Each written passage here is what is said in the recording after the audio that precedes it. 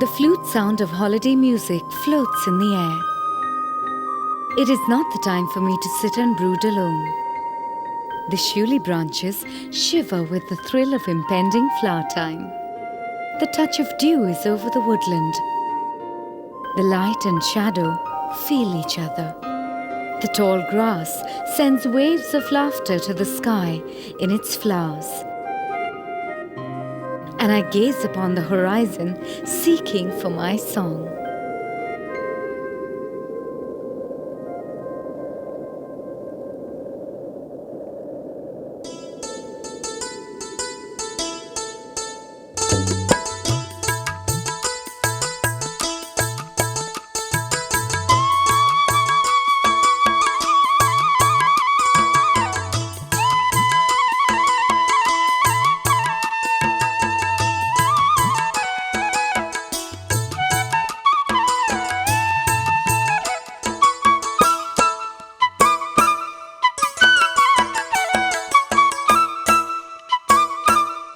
Born to a world of silence, Siddharth and Sriharsh have sought the spectrum of colors as their chosen vocabulary and have chosen to sing their song through their vibrant and varied paintings.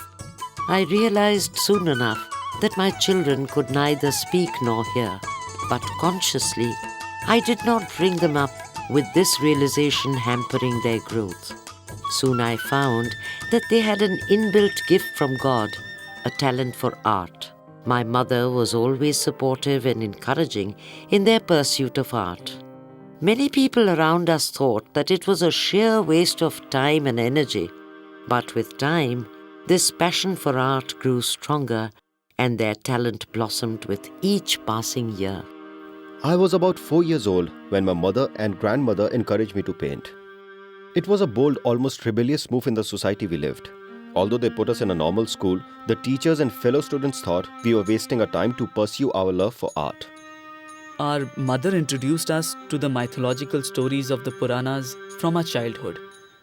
So we began drawing and painting by copying the traditional folk forms of Pattachitra and Talpatra etchings, using cloth, paper, palm leaf as a medium. We would look at the traditional forms and try to copy the style and color. Later, we went to an art school to learn the techniques in a formal fashion.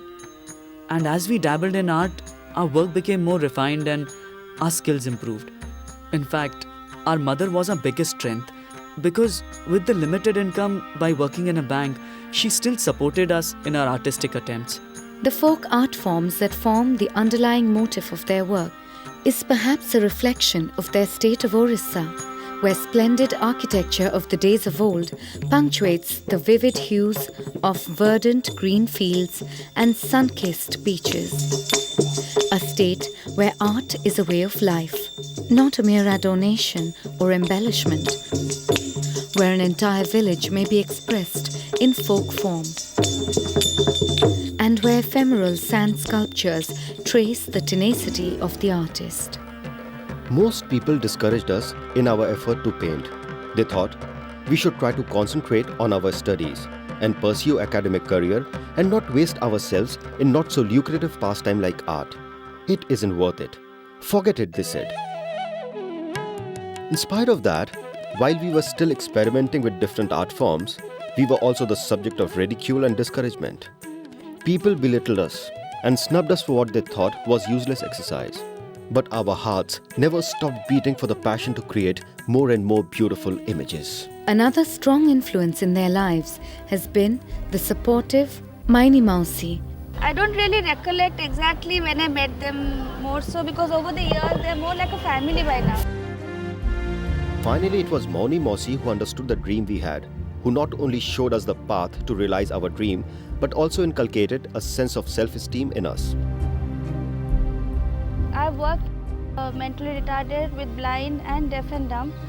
What I see is that the purity of love that they have in their hearts, none of us possess. They are much higher, at a much higher place than us.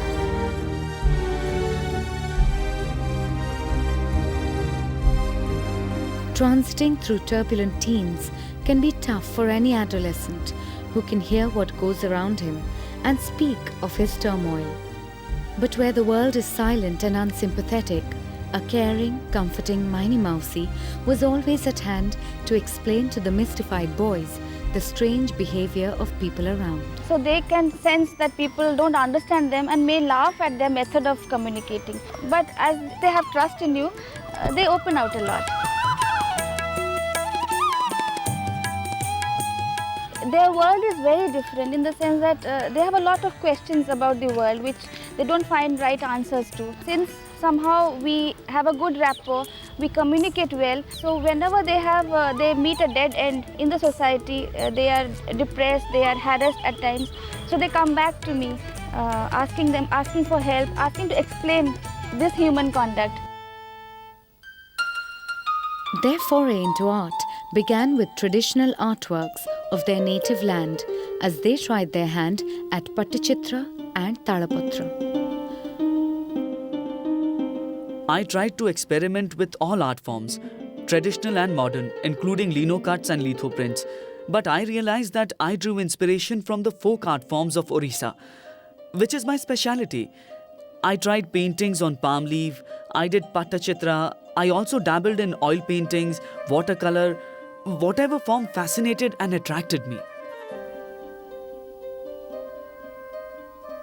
The tales from age-old Puranas that they heard from their mother form the focus of their work. Krishna's dalliance with the gopis,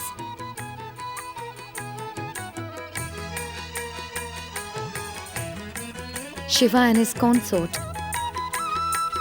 in the form of Ardhanarishwar,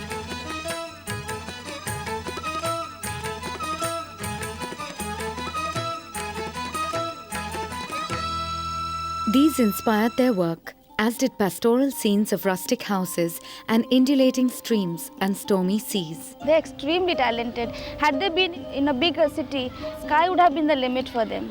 But I don't think we are able to give them as much opportunity as to match their potential. They have much more to speak on. We don't have the time to listen. They've come to a stage in their lives where they are able to express and vent out their feelings through art. And nobody has taught them to do so. Over the years, they have taught themselves to express through their medium. They soon realized that these paintings did not have a market as compared to contemporary abstract painting. So they trained themselves to extend their art into new arenas, coaxing the traditional ideas to fit contemporary colors on canvas and even picking up elements of computer art.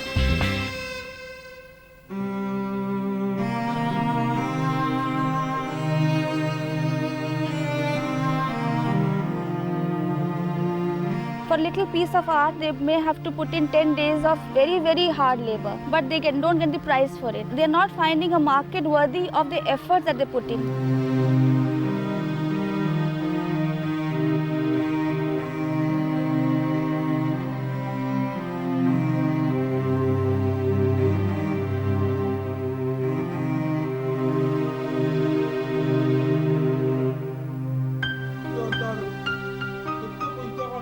So when they went to Delhi, Bombay and all, they saw that modern painting sells faster and has a much higher price.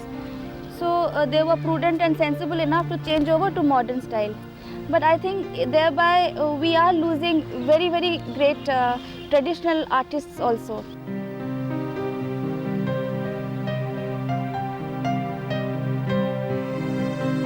But yet, their hearts are tethered in their roots. For it is in the sinuous detail of each figure in the Pattachitra, in each startling color of their batik beauties,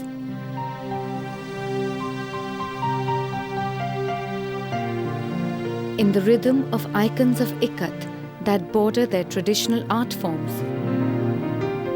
This has been painted by them, but it is just an expression of their love for me.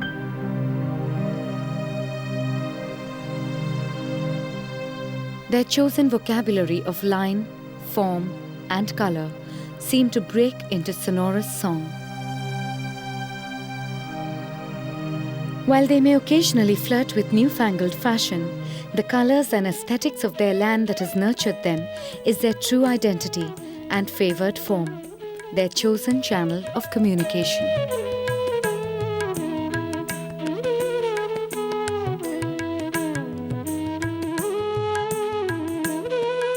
Much of our art is based on what we see around us.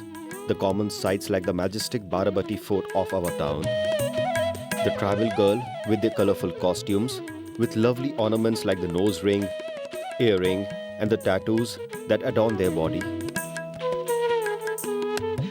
The images like the love of a mother for her child, which is of course our favorite theme,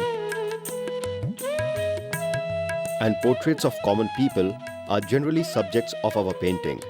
Our art reflects life around us, but the main inspiration is the spiritual strength that we receive from God. So far, our art has remained our passion. Though we are yet to enter the commercial world of art, we are happy and content and waiting for the world to discover us.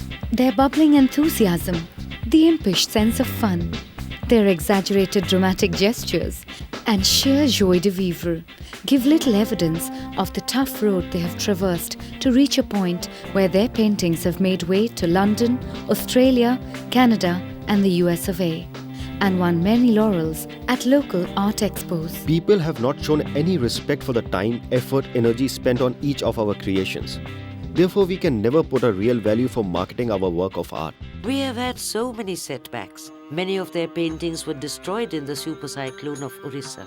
Yet I am determined to encourage them to succeed in this field and see to it that my simple bank job can fund their art studio. Very positive attitude, very positive self-image, which is most important, and they have a lot of self-esteem. So with their talent and with all these components, they are bound to do well. They're very, very sincere. You give them a job and they'll be at it till they are satisfied with it. That is very rare to find in normal human beings these days. Very honest people. I have complete faith in their ability and talent, and I'm sure that they can match international standards. In some ways, their limitation has been their strength, since they are more focused than other children.